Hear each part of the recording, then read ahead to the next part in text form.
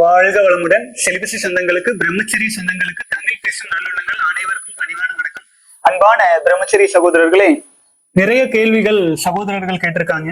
நான் பாத்தீங்கன்னா வரிசையா படிச்சுட்டு வந்துடுறேன். இதுக்கு முன்னாடி பிரம்மச்சரியத்தில் நினைச்சிட்டு வர சகோதரர்கள் புதுசா நம்ம வீடியோ பாக்குறவங்க பயிற்சியில கலந்துக்கிட்டாலும் இல்ல என்னை தொடர்பு கொள்ளணும்னு நினைச்சாலும் celibacy@gmail.com நேரடியா தொடர்பு கொள்ளுங்க. வாட்ஸ்அப் நம்பர் சொல்லுங்கண்ணா, மொபைல் நம்பர் சொல்லுங்கண்ணா, இமெயில் அனுப்பிடுறேங்க. இமெயில் அனுப்பும்போது உங்களோட கேள்விகளை சேர்த்து அனுப்பிட்டா வேலை முடியும். அதை விட்டுட்டு ஆனா நம்பர் அனுப்புங்கண்ணா, நம்ம போன் நீங்க 10 நிமிஷத்துல வச்சிருவீங்களா? அரை மணி நேரம் 1 மணி நேரம் பேசி ஒரு நம்பர் நான் கொடுத்தேன்னா கிட்டத்தட்ட நான் எவ்வளவு ஒரு நாளைக்கு 10 பேர் போன் பண்ணா அந்த நாள் முழுக்க என்னால வேற எதுவுமே செய்ய முடியாது. புரியுதுங்களா? நான் கண்டென்ஸ்டா நான் தவத்திலயோ அமைதியிலயோ இருந்தா மட்டும்தான் உங்களுடைய எமர்ஜென்சியா ஏதாவது சப்போர்ட் பண்ணணும்னால என்னால முடியும் இல்லைங்களா? புரிஞ்சுக்கோங்க. என்னை தொடர்பு கொள்ளணும் அப்படின்னா இமெயில்ல நேரடியா தொடர்பு கொள்ளுங்க. ரொம்ப நேரம் பேசணும், டிஸ்கஸ் பண்ணணும், கேள்வி கேட்கணும்னா நம்ம அதான் இப்போ மகா சிவராத்திரி மீட்டிங் போடுவோம், அப்போ வாங்க நேர்ல பேசுவோம். சரிங்களா? வாழ்க வளமுடன். சகோதரர்கள் நிறைய கேள்வி பதில்களை கேட்டு அனுப்பியிருக்காங்க. நான் அதனால இன்றைய வீடியோவை அந்த கேள்வி பதில்களை எல்லாம் பாத்திரலாம். கமெண்ட்ஸ்ல போட்டிருக்காங்க, நான் படிக்கிறேன். யூடியூப் கமெண்ட்ஸ்ல போட்டதுனால நான் பேரோடய படிக்கிறேன். பரத் அண்ட் டேட்டா அப்படிங்கிற சகோதரர் கேட்டிருக்காரு. ஆனா 18 நாள் வந்துட்டேன். Because of lust dream I would have got nightfall, but Vindhyayam meditation and Vairagya has awakened me before it happens and during sleeping. This suddenly inhaled up to and get the energy up. Truly, the practices in our training is invaluable. வாழ்க வளமுடன். உண்மைதான். விந்துஜயம் பயிற்சி தொடர்ந்து ஆழ்ந்து செஞ்சுட்டு அடிக்கடி தவ முறைகளை செஞ்சுட்டு வர்றவங்க இது போல நம்முடைய ஆற்றல் விரயமாகுங்கிற ஒரு சூழ்நிலை வருது அப்படின்னா ஆட்டோமேட்டிக்காவே நம்ம வேக்கப் ஆயிடுவோம். நம்மளால பிரம்மச்சரியத்துல நிலைப்பதற்கு விந்துஜயம் பயிற்சி மிக மிக உதவியாக இருக்கும். அந்த பயிற்சி இல்லாம நீங்க பிரம்மச்சரியத்துல நிலைச்சீங்க அப்படின்னா தவறில்லை.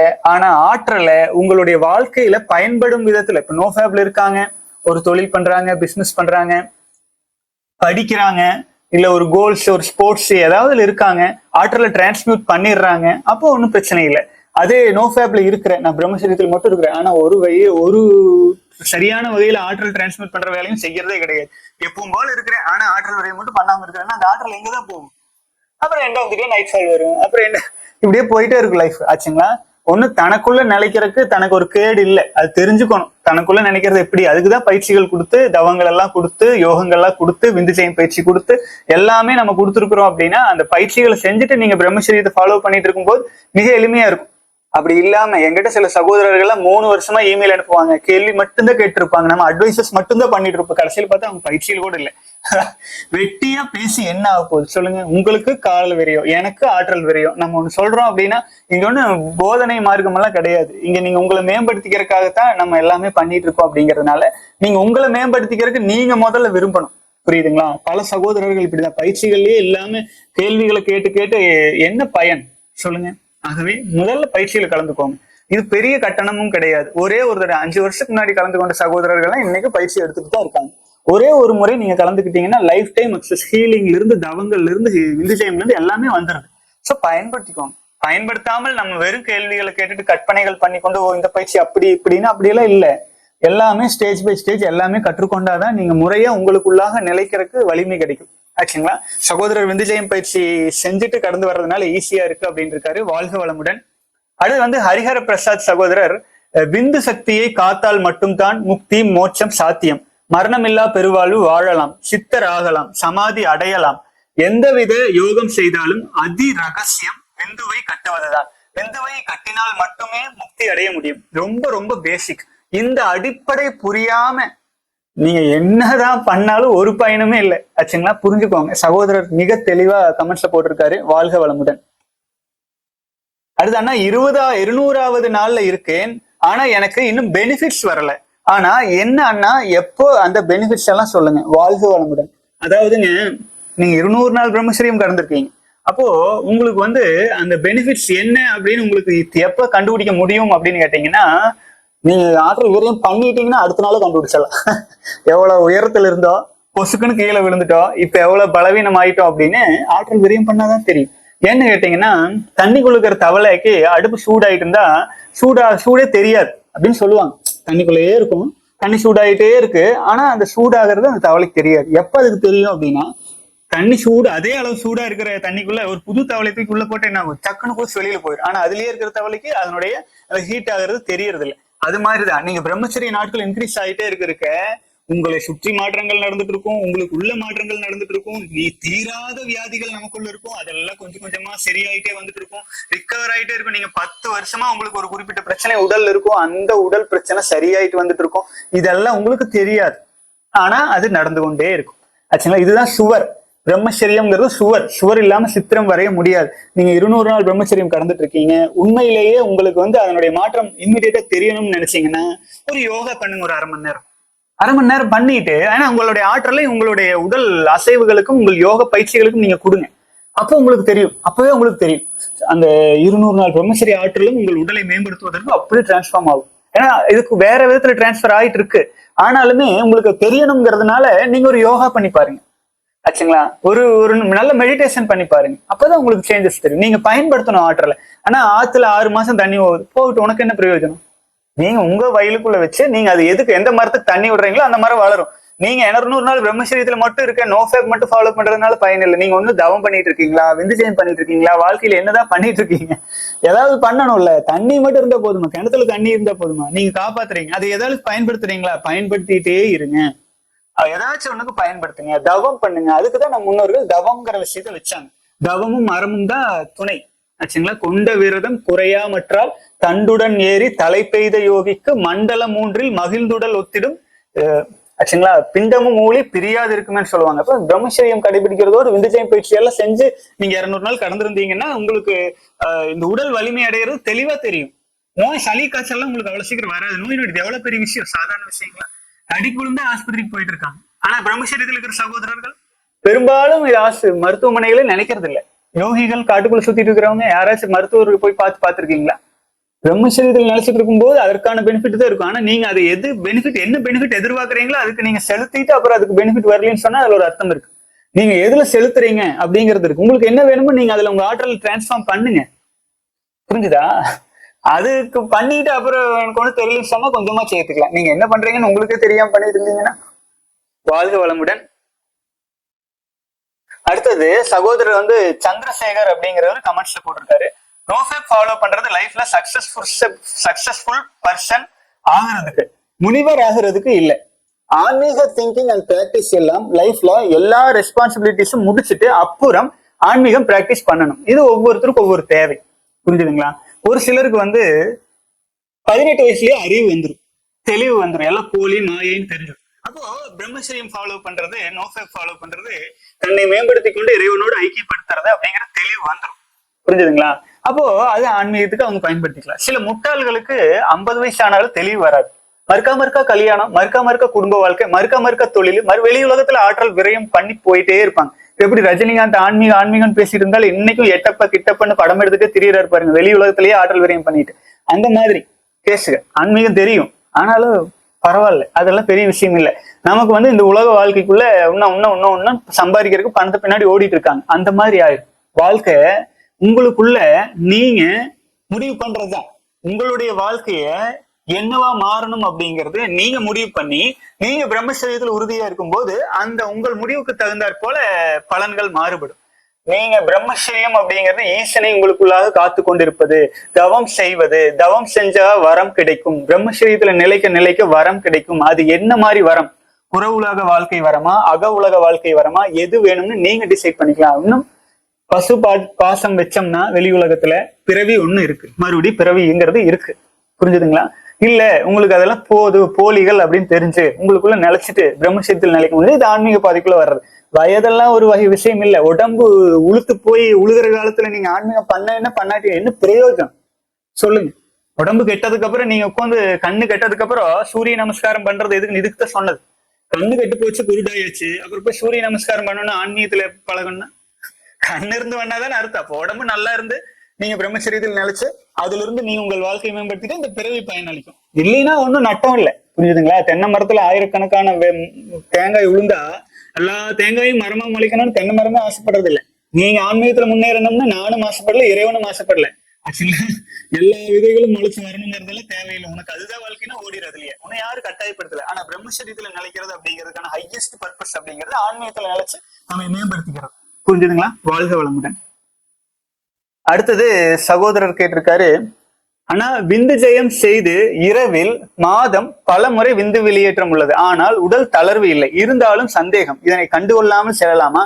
ஆனா சிவானந்தர் அவர் புத்தகத்தில் விந்து இரவில் வெளியேறுவது 2 முறை அல்லது 1 முறை என்றால் கவலை கொள்ள தேவையில்லை என்று சொல்லியுள்ளார். ஆனா சிறிய சந்தேகம். வாழ்க வளமுடன். நீங்க விந்து ஜெயம் செஞ்சுட்டு இருக்கீங்க அப்படின்னா உங்க அதுல இருக்கும் உயிராற்றலை தான் நம்ம டிரான்ஸ்ஃபார்ம் பண்றோம். புரிஞ்சுங்களா? சக்கை அப்படிதான் இருக்கும். அப்போ நைட் ஃபால் ஆகுது, வெட்ரீம்ஸ் ஆகுது, அதற்கான காரணங்கள் என்ன அப்படின்னா நம்ம உணவு முறை. 3 வேளை சாப்பிடுவோம், அந்த எனர்ஜி எங்க தானுங்க போகும்? டாய்லெட்டம். அந்த நம்ம சாப்பிடுற உணவு ரசமாகும், ரத்தமாகும், தசையாகும், எலும்பாகும், எலும்பு மஜ்ஜையுமாகி மூளையுமாகி அதுக்கப்புறம் தான் விந்து சக்தியாகவுமே மாற்றம் அடையும். அதுவும் எப்ப மாற்றம் அடையும்னா நீங்க காம உணவு எண்ணங்களில் பெண்களை பாக்குறது இது போன்ற விஷயங்கள்ல அந்த லஸ்டான விஷயங்கள்ல கான்சென்ட்ரேட் பண்ணீங்கன்னா உங்களுக்கு வந்து அது விந்து சக்தியை மாற்ற முடியும். அப்போ நீங்க விந்துஜயம் பயிற்சி கூட பண்ணிட்டே இருக்கீங்க அப்படிங்கிறதுனால அதுல இருக்கிற உயிராற்றலை நீங்க எடுத்துக்குவீங்க. அப்புறம் இருந்தாலும் சக்கை இருக்குல்ல. அப்ப அது என்ன ஆகும்னா நீங்க எவ்வளவுக்கு எவ்வளவு நீங்க இன்னும் உணவு லோடு எவ்வளவு உள்ளுக்குள்ள லோடு பண்றீங்களோ அவ்வளவுக்கு அவ்வளவு வந்து பாத்தீங்கன்னா நீங்க மன அளவில் எவ்வளவுக்கு எவ்வளவு இன்னமும் லஸ்ட்டுகள் இருக்கிறதோ அவ்வளவுக்கு அவ்வளவு உங்களுக்கு மூலாதார சக்கரங்கள்ல ஆற்றல்கள் சேகரமாகும். அது உங்களுக்கு வெட்ரீம்ஸ் ஆகிறதுக்கான வாய்ப்பாகவும் அமையும். ஆனால் நீங்க விந்துஜயம் பயிற்சியை தொடர்ந்து செஞ்சு அடிக்கடி தவமும் செஞ்சுட்டு வரீங்கன்னா இந்த பாதிப்புகள்னால உங்களுக்கு பெரிய பாதிப்புகள் இருக்காது. நான் ரெக்வஸ்ட் பண்ணி சொல்றது என்னன்னா, விந்துஜயம் பயிற்சி பண்றவங்க, தவம் பண்ணிட்டு இருக்கிறவங்க, பிரம்மச்சரியத்துல நிலைச்சிட்டு இருக்கிறவங்க 3 வேளை உணவு தேவையில்லை, 2 வேளை உணவுக்கு மாறிடணும். 2 வேளை உணவு சாப்பிட்டாலே அவன் போகிதான். 3 வேளை சாப்பிட்டா அவன் ரோகி, நோயாளியா மாறிடுவான். அதாவது பிரம்மச்சரியத்தில் இருக்கிறவங்களுக்கு தேவையே இல்லை. 2 வேளை உணவு, வேலை இல்லாம இருந்தா 1 வேளை உணவு, காய்கறிகள், பழங்கள், நீராகாரங்கள் எது வேணாலும் சாப்பிட்டுக்கோங்க. 1 வேளை உணவு கூட எடுத்துக்கலாம். இல்ல 2 வேளை உணவு எடுத்துட்டு அப்புறம் நீராகாரங்கள், பழங்கள் அது இதெல்லாம் நீங்க எடுத்துக்கலாம். புரிஞ்சுதா? அதனால வந்து நீங்க உங்களுடைய உடம்புங்கிறத நீங்க கார் கொடுத்தாச்சு, டிரைவிங் சீட் கொடுத்தாச்சு, எல்லாம் உங்க கையில இருக்கு. நீங்க வந்து அதுக்கான பயிற்சிகளும் கொடுத்தாச்சு. அப்போ நீங்க வந்து உங்களுக்கான ஒரு டெஸ்டினியை நீங்க உருவாக்கணும். உங்களுடைய தலைமுறைகள் வேறு, முன்னோர்கள் வேறு, பழக்க வழக்கங்கள் வேறு, ஆயிரம் மூதாதையர்களை கடந்துல வந்திருக்கோம். புரிஞ்சுதுங்களா? சோ அதனால நீங்க வந்து எக்ஸாக்டா ஆற்றல் விரயம் ஆகுது அப்படின்னு நீங்க கவலைப்பட வேண்டியதில்லை. அதுல இருந்து விடுபடுவதற்கான சூட்சமங்களையும் பயிற்சிகளையும் தான் நம்ம கொடுத்துருக்கோம். ஆகவே அதை நீங்க பயன்படுத்திக் கொள்ளலாம். அடுத்தது சகோதரர் கேட்டிருக்காரு, 150 நாள் கம்ப்ளீட் ஆயிடுச்சுன்னா யாருமே மதிக்கவே மாட்டேங்கிறாங்க. வாழ்க வளமுடன். கமல்ஹாசன் சகோதரர் போட்டிருக்கீங்க. உண்மையிலேயே கமல்ஹாசன் தான் கமெண்ட் போட்டிருக்கீங்களா? நடிகர் கமல்ஹாசனா? போட்டோ எல்லாம் அப்படி இருக்கு. வாழ்க வளமுடன். 150 நாள் நீங்க பிரம்மச்சரியம் கடந்திருக்கீங்க. எல்லாரும் மதிக்கணும் அப்படின்னா நம்ம 4 பேருக்கு உதவி செய்யணும். புரியுதுங்களா? நம்ம சுயநலமா நான் பிரம்மச்சரியத்தில் இருந்தாலே எல்லாரும் என்னை மதிச்சிடணும் அப்படின்னா யோசிச்சு பாருங்களேன். ஒரு ஆடு, மாடு, நாய் எல்லாம் இருக்காங்க. அந்த ஆடு, மாடு, நாய், இந்த மிருகங்கள் கூட அதுக்கு நீங்க ஒரு கட்ட தீனி போட்டா தான் நம்மளை மதிக்கும். வராரே மறுக்க ஏதாவது போடுவாரா, வராரே நமக்கு ஏதாவது மரியாதை கிடைக்குமா அப்படின்னு. பிற உயிருக்கு நம்ம பயனுள்ளவர்களா இருந்தாதான் நம்ம மதிக்கப்படுவோம். சொல்லுங்க பார்க்கலாம். சோ மரியாதை அப்படிங்கிறது வந்து ஆணவத்தினால் ஒரு மரியாதை வரணும்னு நினைக்காதீங்க. புரிஞ்சுதுங்களா? நீங்க வந்து பணிஞ்சு போய் பிற உயிர்களுக்கு உணவிடுவது, உதவி செய்வது, இது போன்ற விஷயங்களை கவனம் செலுத்துங்க. அது மரியாதை அப்படிங்கிறது வரும். உலகமே சுயநலம் சூழ்ந்த உலகம் தான். புரிஞ்சுதுங்களா? நீங்க புண்ணியம் வேணும், உங்களை மதிக்கணும், நீங்க உங்களை பெரிய அளவுல நினைக்கணும்னு நினைச்சீங்கன்னா நீங்க அதெல்லாம் தேவைப்படுபவர்களுக்கு தேவையானவற்றை செய்து கொடுத்து நீங்கள் நம்ம நடந்து கொள்ளும் விதத்தில் வச்சுதான் மதிப்பு மரியாதை கிரியேட் ஆகும். பிரம்மச்சரியத்தில் நினைச்சிட்டு இருக்கிறதுனாலயே ஒருத்தர் மதிக்கணும் அப்படிங்கிறதுல, பிரம்மச்சரியத்திலேயே நினைச்சிட்டு இருக்கிறதுனால அந்த ஆற்றலை நீங்க எதுக்கு பயன்படுத்துறீங்க அப்படிங்கறத பொறுத்து இயல்பாகவே அந்த ரெஸ்பெக்ட் அப்படிங்கிறது இருக்கத்தான் செய்யும். புரிஞ்சுதுங்களா? ஆனா அந்த ரெஸ்பெக்ட், இப்போ ராவணனும் வலிமையானவன் தான், ராமரும் வலிமையானவர் தான். ஆனா ராவணன் சீதையை கடத்திட்டு வந்து அங்க வச்சிருந்ததுனால அவர் யார் மதிச்சா? அவரும் நல்ல ஸ்ட்ராங்கான மன்னர் தானே, நல்ல எல்லாமே தெரிஞ்சவர் தானே ஆச்சுங்களா? அப்போ அவருக்கு மேல ஏன் மரியாதை வராம அடுத்தவர் மனைவியை கடத்திட்டாங்கன்னு தூட்டுறாங்க? எவ்வளவு வலிமையானவனாவே இருந்தாலும் மரியாதை இருக்காதாங்க. ஏன் இல்ல? ஏன்னா அவங்களுடைய சூழ்நிலை, அவர்கள் உருவாக்கி வச்ச கட்டமைப்பு, சூழல் எல்லாமே. உங்கள் மரியாதைக்கான காரணம் உங்கள் குடும்ப பாரம்பரியமாக கூட இருக்கலாம். உங்கள் தந்தையார் செய்த தவறு, உங்கள் தாயார், அந்த பல தலைமுறைகளில் இருந்து வந்துதான் இப்போ அவங்க குத்து வச்ச சத்துலதான் நீங்க உட்கார்ந்துருக்கலாம். இல்ல நீங்களா சுயமா சம்பாரிச்சு மேல வந்தீங்கன்னா அதுக்கான மரியாதை தனியா இருக்கும். புரிஞ்சுதுங்களா? சோ மதிப்பு, மரியாதை, அது இது வெளி உலகத்துல இருந்து எதிர்பார்க்கிற விஷயங்கள் எதுவுமே நிரந்தரமானதும் இல்லை. புரிஞ்சுதுங்களா? போற்றுவார் போற்றலும் தூற்றுவார் தூற்றலும் போகட்டும் ஈசனுக்கே அப்படின்ட்டு நம்ம வாட்டுக்கு அதை எதிர்பார்ப்பு குறைச்சிட்டு பிரம்மச்சரியத்தில் நிலைச்சிட்டு ஈசனே நமக்குள்ள இருக்கும்போது நம்ம ஏன் பெருசா எதிர்பார்க்கணும்? அதே மைண்ட்ல வச்சுக்கணும். பிரம்மச்சரியம் பிறந்திருக்கிறேன் அதனால எல்லாரும் நம்ம காலில் விழுந்துடணும் அப்படின்னா அப்ப நீங்க எல்லாத்தையும் விட்டுறணும். காவி ஒருத்திட்டு எல்லாத்தையும் விட்டுட்டு எல்லாத்தையும் அவங்களுக்கு கொடுத்துட்டீங்கன்னு வைங்க, எல்லாத்தையும் விட்டுட்டீங்கன்னு வைங்க, அப்புறம் எல்லாரும் காலில் விழுவாங்க ஒரு நாளைக்கு. அப்புறம் பைத்தி இவன் ஒரு ஏமாளின்னு சொல்லிட்டு அதுவும் மதிக்க மாட்டாங்க. புரிஞ்சுதுங்களா? உலகம் அப்படி வெளி உலகத்துல இருந்து நீங்க எதுவும் எதிர்பார்க்காதீங்க. உங்களுக்குள்ளாக நீங்கள் நிறைவடைஞ்சு வலிமை அடைகிறதுக்கு தான் தவங்கள் பயிற்சிகள் எல்லாம் இருக்கு. அதெல்லாம் பயன்படுத்திக்கோங்க. வாழ்க வளமுடன். அடுத்தது சகோதரர் மேரேஜுக்கு அப்புறம் என்ன பண்றது? சீமன் உயிராற்றல் வேஸ்ட் ஆகுமே. நீங்க வேஸ்ட் பண்றதுக்கு அதுக்குதான் நம்ம பல பயிற்சிகள்ல விந்துவிடா போகம்னு பல டிப்ஸ் எல்லாம் கொடுத்துருக்கோம். திருமணம் அப்படிங்கிற வாழ்க்கைக்குள்ள நீங்க போறீங்கன்னா முதல் ஒரு விஷயம் புரிஞ்சுக்கோங்க, எல்லா ஆடுகளையுமே விதை ஆடுகளாக மாற்ற முடியாது.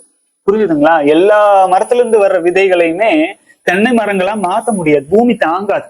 புரிஞ்சுதுங்களா? அதே மாதிரிதான் எல்லா ஆண் மக்களுமே கல்யாணம் பண்ணி குழந்தை பெற்று ஒன்றது கிடையாது. அது ஏன் கொண்டு வந்திருக்காங்கன்னா பூமியை அழிக்கிறதுக்கு இதை விட வேற விஷயமே வேண்டியதில்லை.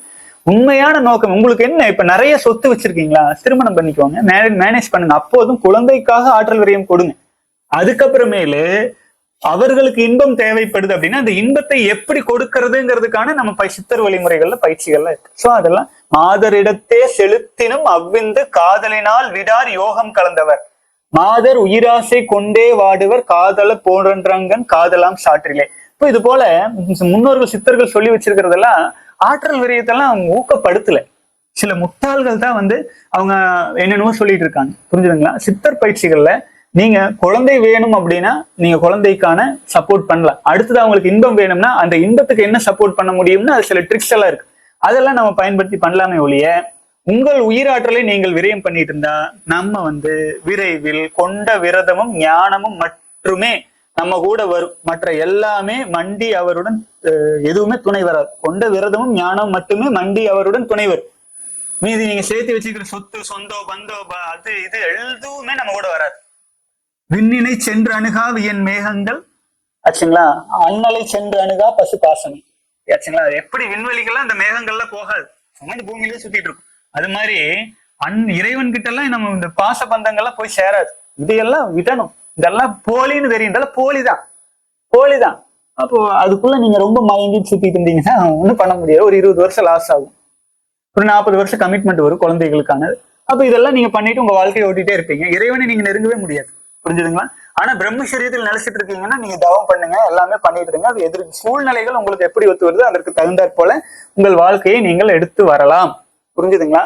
நான் பல விஷயங்களை டிஸ்கஷன்ல சொல்றேன், அதுல உங்களுக்கு எது செட் ஆகி வருதோ அதை நீங்க எடுத்துக்கோங்க. வாழ்க வளமுடன். அடுத்தது ஐயா, விந்து சக்திக்கும் பிரபஞ்ச ஆற்றலுக்கும் சம்பந்தம் உண்டான்னு கேட்டிருக்கீங்க. அதாவதுங்க, நம்ம வேற பிரபஞ்சம் வேற கிடையாது. புரிஞ்சுதுங்களா? நம்மளுடைய மனம்தான் பிரபஞ்சமா விரிய முடியும். நமக்குள்ள உயிராற்றல் பிரம்மச்சரி ஆற்றல் எவ்வளவுக்கு எவ்வளவு வலிமையா நம்ம இருக்கோமோ, உயிராற்றல் இருக்கோ அவ்வளவுக்கு அவ்வளவு நம்முடைய மனமானது பிரபஞ்சத்தில் விரியும். தூங்கும்போது தவம் பண்ணும்போது நம்ம உணர்வுகள் விரியும். மனசு ஒடுங்கும் போது உணர்வுகள் விரியும். அப்ப நமக்கு தேவையான விஷயங்கள் நம்மை நோக்கி வரும், தேவையில்லாத விஷயங்கள் நம்மை நோக்கி விலகி போகும், நம்மை விட்டு விலகி போகும். இந்த மாதிரி எல்லாம் ஆயிட்டு இருக்கும். அதுக்கு நம்முடைய வாழ்க்கையின் வெற்றிக்கும் அதனுடைய தரத்துக்கும் நம்ம கிட்ட இருக்கிற விந்து சக்தி உயிராற்றலின் அளவையும் தரத்தையும் பொறுத்து தான் அமையும். ஆச்சுங்களா? அதனால நீங்க பிரபஞ்ச வான்காந்த ஆற்றல் நமக்குள்ள நுழையணும் அப்படின்னாலே ஸ்டேஜ் ஆகணும். ஒரு பேட்டரி வாங்குறோம், கடைகளை வாங்கிட்டு வரோம். அந்த பேட்டரியோட கெப்பாசிட்டி அப்படிங்கிறது அது எத்தனை எம்ஏஹெச் பேட்டரி அப்படிங்கிறது அதுல இருக்கிற ஆசிடோட அளவு பொறுத்து இருக்கும் இல்லைங்களா? சோ நீங்க பெரிய விஷயங்கள் செய்ய வேண்டும் என்றால் பெரிய பேட்டரிகள் தேவைப்படுது அப்படிம்பாங்க பெரிய நிறுவனங்களுக்கு. அதே மாதிரியே நமக்கு பெரிய அளவிலான விஷயங்களை சாதிக்கணும், பெரிய அளவிலான இந்த உலகத்துல சில விஷயங்களை நிலைநிறுத்தணும் அப்படின்னா பெரிய அளவிலான பிரம்மச்சரிய ஒழுக்கம் தான் தேவைப்படும். புரிஞ்சுதுங்களா? அதுதான் நம்முடைய ஹையஸ்ட் மிகப்பெரிய பேட்டரியா நம்ம எப்போ உருவாவோம்னா 12 வருஷம் பிரம்மச்சரியத்துல. சரிங்களா? அதான் நம்ம முன்னோர்கள் சொல்லுவாங்க. அப்ப யோகிகள் எல்லாம் பாத்தீங்கன்னா 100 வருட பிரம்மச்சரியங்கள்ல எடுத்துட்டு போவாங்க. அவங்களோட ஸ்டேஜ் வேற. அவங்க இன்னைக்கும் நம்ம அகத்தியர்னு பேசுறோம், திருமூலர்னு பேசுறோம், சித்தர்கள்னு பேசுறோம்னா அந்த அளவுக்கு அவங்களுடைய ஆற்றலை அவங்க சேமிச்சு வச்சிருக்காங்க. வான்காந்த ஆற்றல் அபரிமிதமா அவங்களுக்குள்ள இறங்கி, ஏன் சித்தர் தளத்துக்கெல்லாம் இன்னைக்கும் நம்ம போகும்போது அங்க ஒரு அமைதி கிடைக்குது அப்படின்னா அவங்களுடைய பிரம்மச்சரிய ஆற்றல் தான் அது அவங்களுக்கு கொடுக்குது. புரிஞ்சுதுங்களா? அது கொள்கலன் மாதிரி உங்கள் இறைவனின் ஆற்றலை நீங்களால எவ்வளவு தூரம் அதை ஈர்த்து கொள்ள முடியும் அப்படிங்கிறது நீங்க எவ்வளவு காலம் பிரம்மச்சரியத்தில் நிலைச்சிருக்கீங்கிறத பொறுத்து. புரிஞ்சுதுங்களா? இதுதான் அடிப்படை. வாழ்க வளமுடன். சோ இது பிரபஞ்ச ஆற்றலுக்கு சம்பந்தம் இருக்கான பிரபஞ்ச ஆற்றல் எப்பவுமே இருக்கு. அந்த பிரபஞ்ச ஆற்றல் உங்களுக்காக உங்கள் வாழ்க்கைக்கு, உங்கள் சிந்தனைக்கு, உங்கள் கொள்கைக்கு, உங்கள் பிடிப்புக்கு, உங்கள் எதிர்கால சந்ததிகளுக்கு நீங்க எவ்வளவு தூரம் வலிமையை சேர்த்தணும் அப்படிங்கிறது நீங்க உங்களுடைய ஒழுக்கத்துல, பிரம்மச்சரிய ஒழுக்கத்துல எவ்வளவு நாள் நிலைச்சிருக்கீங்க. சும்மா நிலைச்சிட்டு இருந்தா பத்தாது. அந்த ஆற்றலை நீங்க உங்களுடைய ஆற்றலை எப்படி மாத்திருக்கீங்க. புரிஞ்சுதுங்களா? நீங்க மாட்டுல பால் இருக்கு, அது கறந்து 2 நாள் வச்சா கெட்டு போயிடும்.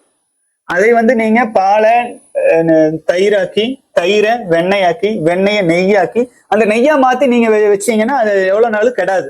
அப்போ நெய்யா மாத்தணும். நீங்க டெய்லி உற்பத்தி ஆகிற நம்முடைய ஆற்றல அதுதான் விந்து ஜெயம் பயிற்சி. அதுக்குதான் தவங்கள் ஆச்சுங்களா.